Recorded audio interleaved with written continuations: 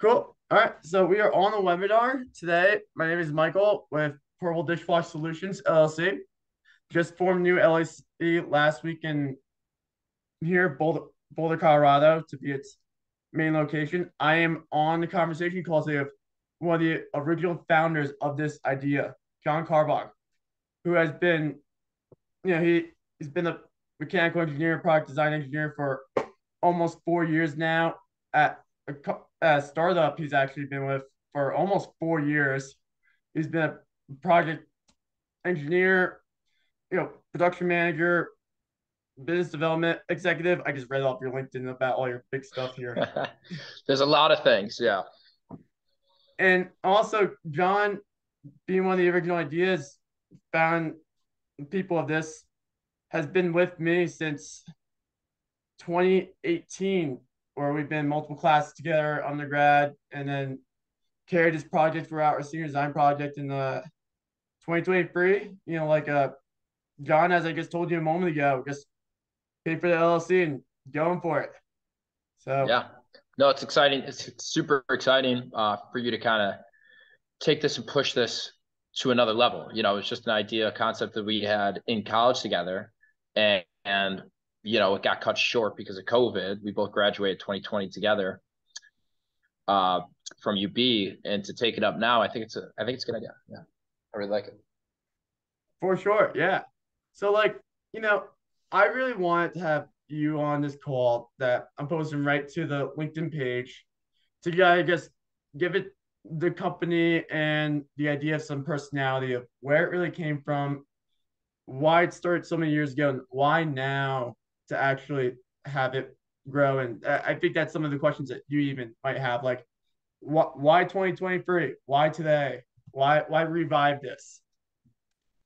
So I kind of went through a couple of I put together a couple of questions, but like for flowing here, I'm gonna jump into really just asking about your experience with Innosek and jumping into it and like how it was being at the University of Buffalo working on this at the same time as Innosek. Like, give me some roots, give me some origins.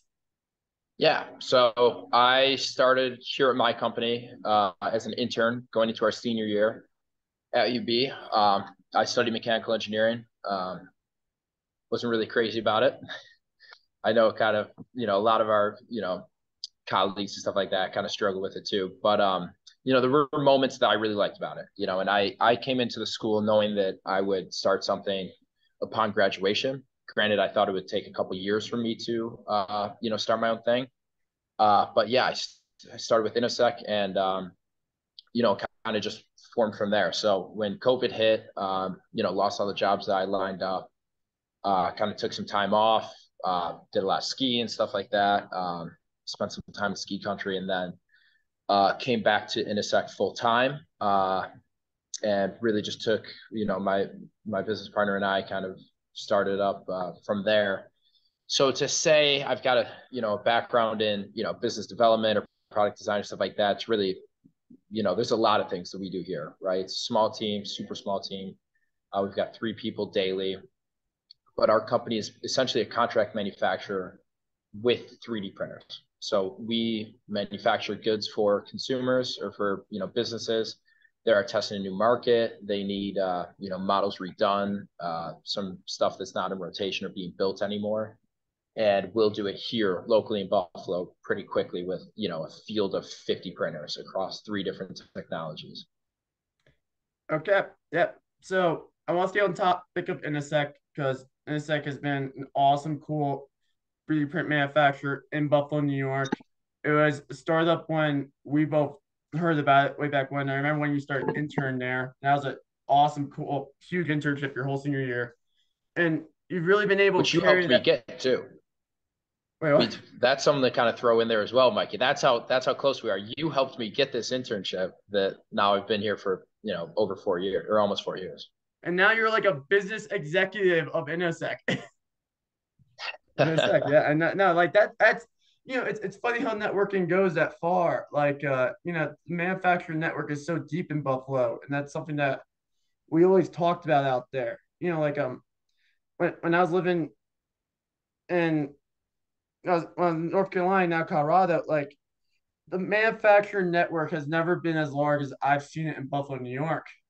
And Yeah. like I give praise to Buffalo where the idea started and all the dishwasher idea, like, Buffalo gave it all. Like Buffalo was my engineering start, the tough program. So like Yeah. Yeah, it's a long-rooted history of manufacturing in Buffalo. We're a part of some really good, groups here that are still trying to bring back manufacturing. And New York as a whole has really been making a giant push to bring some manufacturing back home to the U.S. That's our big thing, right? That's really what we try to focus on is as a manufacturer, we're doing the actual production of goods here in a lot of our customers' backyard, and it's all coming out of the U.S. We use U.S. materials, some U.S. machines and stuff like that. But yeah, the goal is, man, we're a small company right now, but the goal is hopefully we can, grow and bring some more jobs back here. Be a big time like tax player here. Hate saying those words, but that will be something that you kind of deal with growth, and the state likes to see that. So, that is the master plan. But yeah, we'll see how it goes. And with you going to, and I know we're probably jumping ahead a little bit, but with you in Boulder right now and this concept that you're bringing to the table, I personally think it couldn't be a better fit. And I'll go into my reasons on that. But for you, I'm sure you really like the spot you're in to kind of, bring this new product to market in Boulder. it, like Boulder is a great place for the target market that we're going for here. Like even when we discussed it back in 2020, the portable dishwasher would start for truckers, RVers, campers to be sold B2C, just directly to customers and over the counter through our website for a website that is in development. Currently, it's a personal page. And at one point, once we launch, get that initial start, the website will get going. And then, there's long-term opportunities for not just B2C, John. I've even thought about B2B opportunities, like further out. I think a good idea is for long range truckers that go from New York to California for distribution centers like Pepsi Cola, Coors. Like these are distributors like here in Colorado that like to sell 10 to 15 dishwashers at a time to have for their company to give as a gift to their hardworking trucker employees. 11% of the U.S. workforce is truckers, and they're constantly on the road. They're constantly moving. They have to pick up Wendy's, like food on the side of the road, wrappers, and like it's not really sustainable because like throwing out wrappers constantly instead of having a space to have all their own food and then a clean, organized dish space for them to have for that they can have anywhere wheel out if they're camping, inside the highway for a day or whatnot. They can have this dishwasher idea that's well engineered by over a couple of years of people that really have thought out what's the best for truckers and people that are on the road. I do Yeah. want to No, give, yeah, but like I want to give the praise to Innosek. Innosek was the first group to support sponsoring the project and support, I guess, the idea. Like there was, it was the first company, startup to support it. And I think that's a huge thing for the history of Portable Dishwash Solutions as it goes. So, for you to still be there is like such a cool thing. Almost 4 years later with this startup that's from Buffalo, New York, true roots of a great upstate New York City, to now look for a target market in a place like Colorado. Like the idea is exciting to not just you and I, but everyone that talks to me about it all the time. yeah. No, it makes sense. Yeah. Well, I really enjoyed that you're in Boulder, with van life exploding and, remote jobs really taking off and people kind of living a more sustainable, individualistic lifestyle. This device presents an incredible, opportunity for guys to go off the grid, whoever has it, and they're able to, sustainably clean their dishes, rather than just like wasting water and you have it, if it's developed in a way where you can, recycle water, you can use it as a drying rack. It's multiple, there's multiple uses for it. Um, then it's a really great add-on to vans. I just heard a line the other day that said, and I really subscribe to this too because I'm a huge outdoors guy. I've been working my whole life, so I don't have to live in a van down by the river and eat government cheese. But pretty soon, I'm going to get to the point where I'm going to want to buy a van so I can live in the river. You know what I mean? eventually, eventually, your boy's going to have a mountain bike and the skis in the backyard, and going to be traveling around doing that kind of stuff. And to have a device like this in there, man, you already have. It's just something that goes in a line with it, right?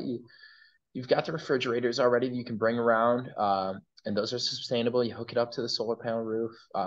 Your device doesn't even use like hardly any electronics, besides maybe a UV light to kind of kill bacteria.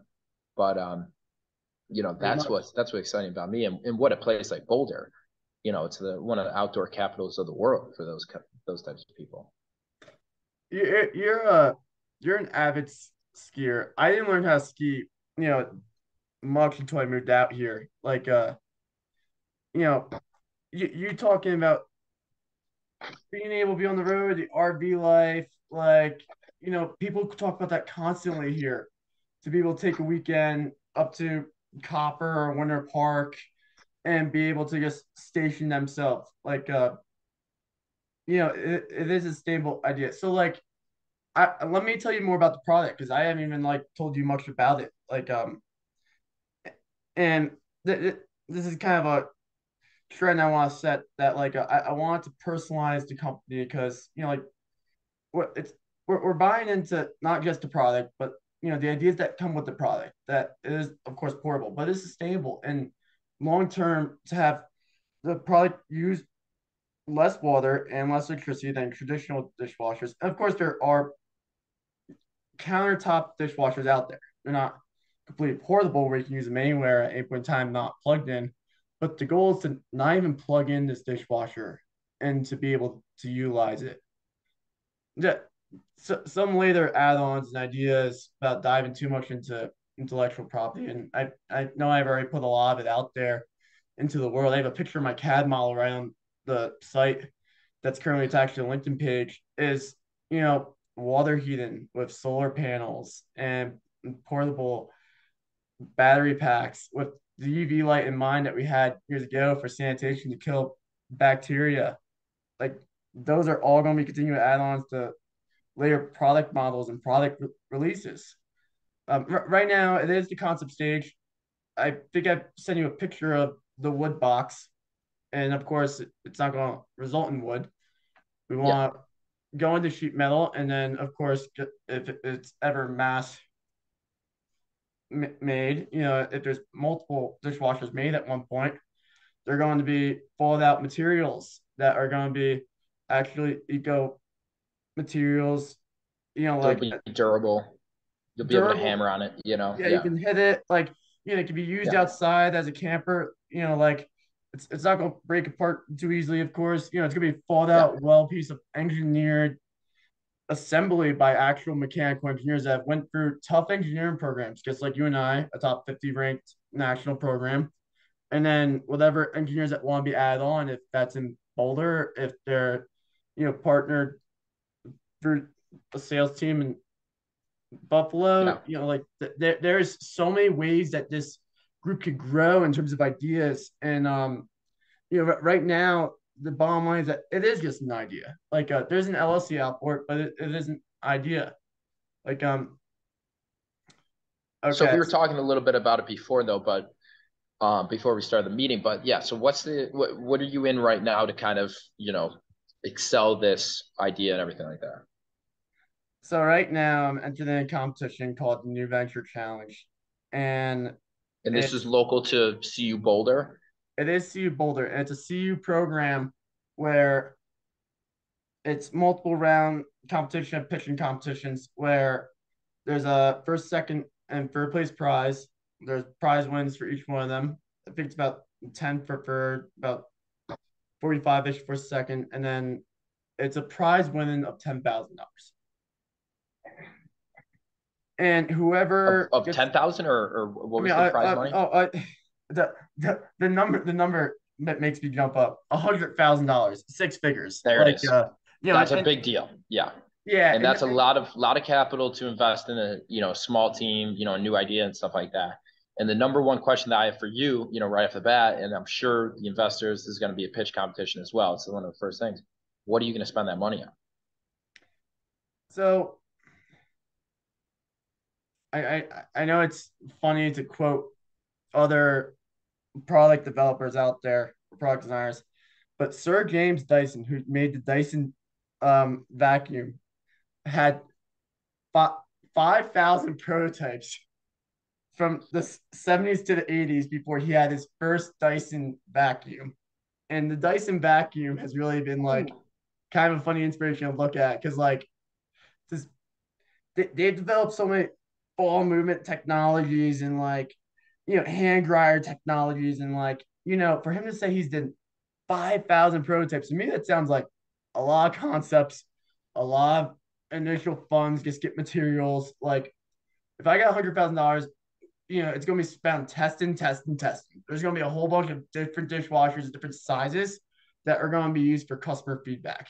I want to put this dishwasher in the hands of RV owners and camper owners and have them just like have it for a week. And then I talk to them a week later, like an actual one-on-one conversation, kind of like a webinar style of this, or just like a survey, just what do you think about it? What could be better? How can we improve it? Yeah, Because little customer discovery. Yeah, yeah, no, it's great. Yeah, you need an MVP. You need to spend a little money on prototyping, and just get something into hands of people. You're not going to be able to tick every single box you want to tick, right? That's what we call the MVP, the minimum viable product. right. Something that gets the job done, the idea, right? And then, if there's a whole horde of people that are saying, hey, we need it to have, a filtration device on it, or this line needs to be different, or, the pressure is not high enough, then that's something you just work into it, right? And, I, well, respect to Dyson and the devices he's made. I mean, the windless, fan is incredible, but, or wingless. But we live in a much different society than, the 70s and the 80s, right? We've got so many different, things just at our disposal on the computer that I'm talking to you into and the computer that you're on, right? We can use these devices to really dial in a lot of those things before we even think about production. And then once you go into production, you got companies like mine that, are here to, validate quickly and effectively, right? There's no for the 3D printing world, it's always seen as a prototyping thing, right? You're just going to get a little sample, a little trinket, something that you can, have on your desk and just kind of toy with. But the real matter of the fact is what we do here is true consumable, ending products. Like these are products that are going out into the real world and are being used. And back in the 70s and 80s, that wasn't an option, right? Nobody was able to do that. So this is a much different world to, bring a product into the market. If I won that prize money, like the number one thing would be in customer feedback and customer testing, which like Yeah. I bet y'all do a whole bunch of it at Innosek, like constantly just like test out this 3D print, get in your hands, see if it works for what you need here. Like Yeah. so that's the number one thing. And of course, Yeah. then it goes into building a team. And the team thing is really stressful because like there are a group of founders and there are a group of founders that are interested. I guess I Joshua Liberty here this weekend. We went snowboarding. And like he's like dishwasher sounds like a cool idea. I was like, well, John Carbaugh was I'm talking with him one more on Tuesday. Like, there's so many people interested in this idea. And like the more and more I talk about CU Board's campus, I have people who I met in the first semester coming up to me shaking my hand just because I launched an LLC. Not that like it's an LLC. I apply for it Yeah. online. It's for It's the state, exciting. Yeah. Yeah.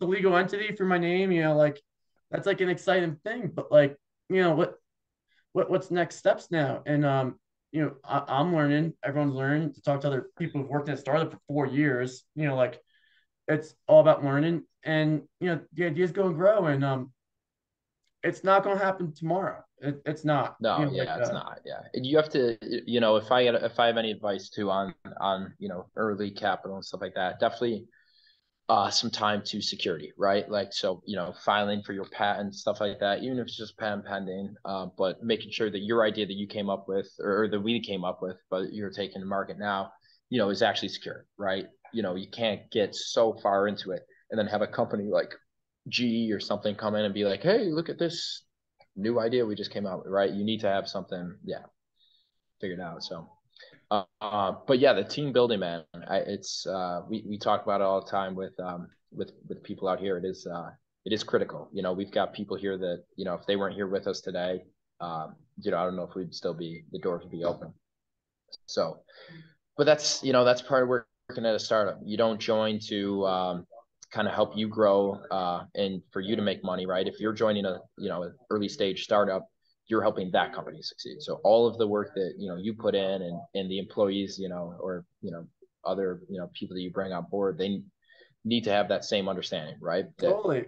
Right. all of the Yeah. work that they put in is towards the success of the company. This isn't an established company like Nike or something like that can hire and try different people out all the time.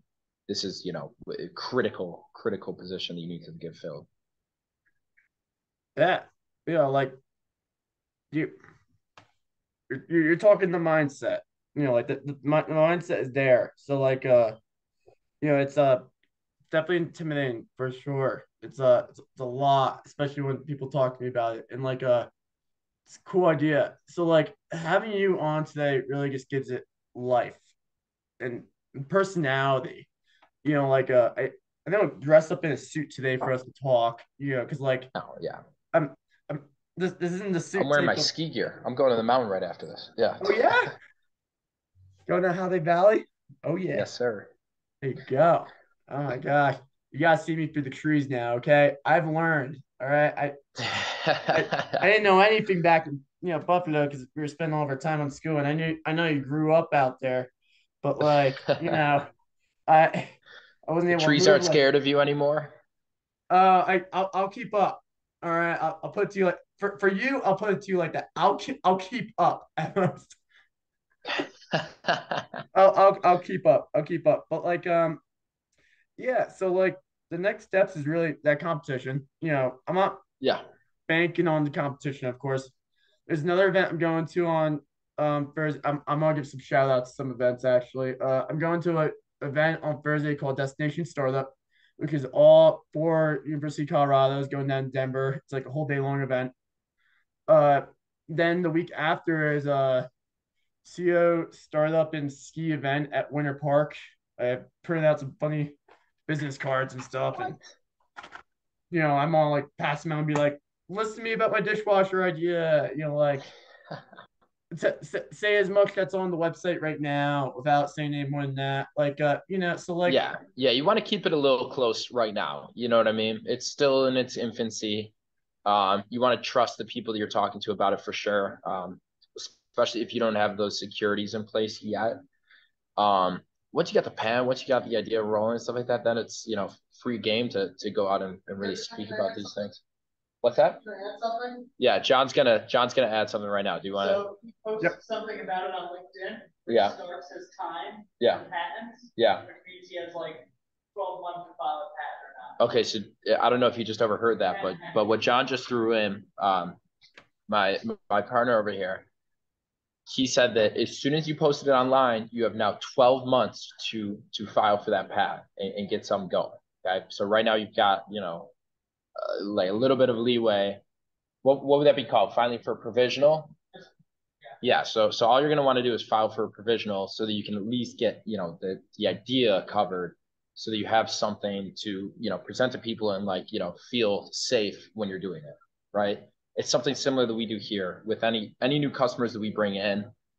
Everything is under a non-disclosure agreement, and that's a very polarizing subject as an NDA. If it actually does matter or not, especially for a company with no money, because to put some power back into an NDA, you need a lot of lawyers and stuff like that. There's a lot of legality behind it, but that is for sure the world that we live in, right? I mean, we just saw what happened over Montana, and then happened all the way over to wherever it was shot down, but there's a lot of espionage and Yeah. spying and stuff like that. And especially in the, consumer world, when a good product comes out, and you're getting a lot of good feedback saying that, people like the product, somebody wants to take that product. Somebody wants to sell that thing. Okay. And that's the goal, right? That means that you're doing a good job. You have a good idea. You have a good, concept and something that people would buy. But you need to protect yourself for sure too. You're totally right. To get that vision out would be pretty great. Like I'm glad that John said that about the first year with it being online. Like that's Yeah. pretty huge. Like so like, I'm giving enough for making people interested, but you are right. Once enough people are interested, it's like, all right, let's close a little bit of the doors here. You don't have to start talking about it all the time. And and where I'm still gauging, like I'm growing like I guess like a social media following on a lot of the followers is actually our friends from Buffalo, New York on the LinkedIn Yeah. page right now. I would Oh, say it's it's the just like, believers. Yeah. yeah, those are the believers. You're right. Like The Bill Evers. those are that is the Bills, the believers. Yeah, yeah, that's a cool way to put it. Okay, so like we're definitely gonna spend a couple minutes after, but like let's cut it short a little here. Like I think I think we've hit like a half hour. Yeah, we kind of were just going through it like Through that. yeah, screw the 10 20 minutes. We went for the whole half hour. Like it's an exciting thing. Like do you have any last words you want to throw in about the dishwasher right now, or like what you got?